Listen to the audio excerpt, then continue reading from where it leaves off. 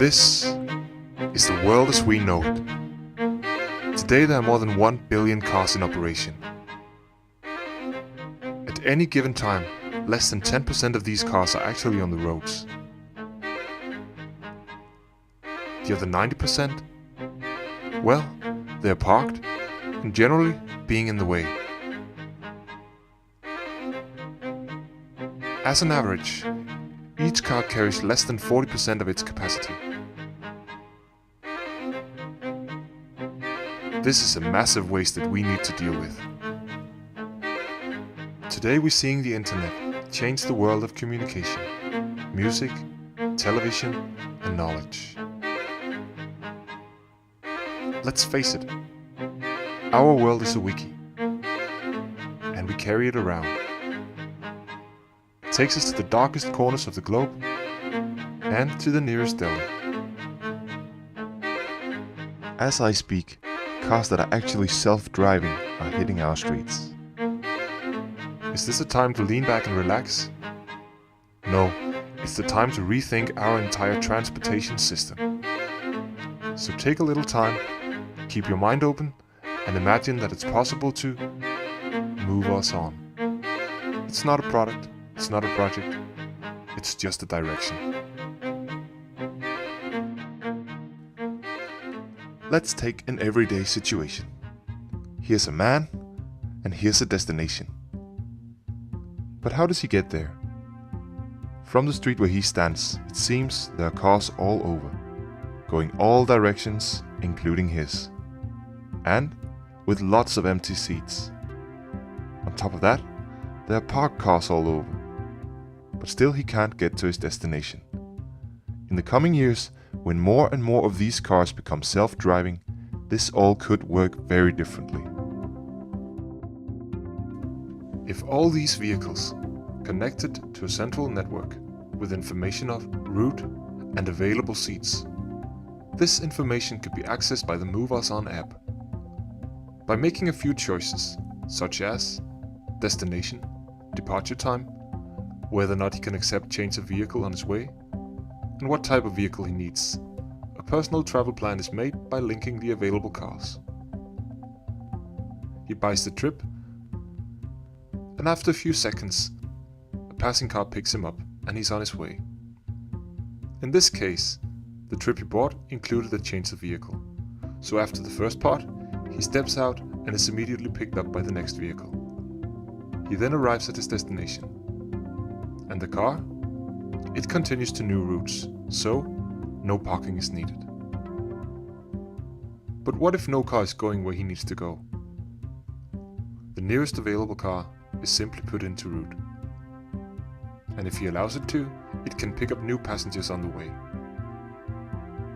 If he wants privacy, he simply books a private car. If he wants to keep stuff in the car while doing other things, he can book the car to wait for him as long as he wants. Keep in mind that when owning a private car, you're not only paying for the time you're driving it, but also for the time the car stands around waiting for you. With moveuson, you only pay for the time you're driving, and the time you actually do need a car to stand around and wait for you. When owning a car, most people don't even consider public transportation, because they already paid for the car. With moveuson, you have a flexible choice every time, whether or not you want to travel privately or public. This gives a system that turns out faster than driving a privately owned car and cheaper than traditional public transport. The money you spend on transportation will not just be the result of that one decision it is to buy a car. It'll be the result of all the little choices you make in your everyday life. And in this way, private economy becomes the driving force for a more sustainable way of transportation. What moveuson actually does is dramatically increase the time a car spends on the roads in its lifetime. On top of this, it optimizes the capacity of the car being used. This will save resources, but it has other advantages as well. Instead of having one car for all purposes, you now always have the right car for the right purpose. The group of cars on the roads today consists of new cars, old cars, as well as very old cars. If cars were being used more intensively, we would be able to take them out of service at a much higher pace, which would leave us with a newer and more energy efficient fleet of cars. But cars don't only take up resources, they take up space as well. But do we actually need the cars to be where people are? When planning a cultural institution, like a stadium, we place it outside our cities. Why?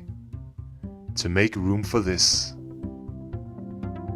If cars don't need to be around while we do something else, we can place the buildings we use where people actually are. Also, the places we live, we fill up with cars. We take attractive building sites and build for cars. In the most impossible places, we find expensive ways to make room for them. We now have a chance to rethink how and where we let cars take up space, but also how they take up our time. Did you ever spend time searching for parking? Or in a traffic jam with endless lines of half-empty cars? And that's for private transportation. Imagine the time and effort that could be saved in public transportation. For instance, the time spent waiting for a connecting bus. It's always crowded when you need it, and empty when you don't. And many times it doesn't go anywhere near the place you need to go. Now, public transportation will be demand responsive, going exactly where you need to go. Okay, so when could this happen? The truth is, it's already going on. Let's take a look at some existing ideas. Car sharing. A group of people share a number of cars. This minimizes the cost for each family of having a car, but it's less flexible and not as easy as having your own. Ride sharing, where a person with a car sells his empty seats to co-commuters. Again, money is saved, but you need more planning than if you just went on your own.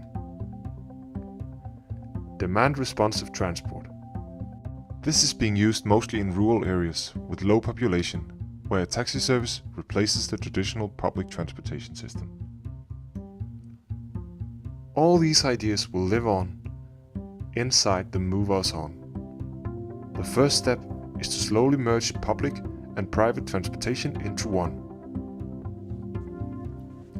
Many cars today already have a navigation system.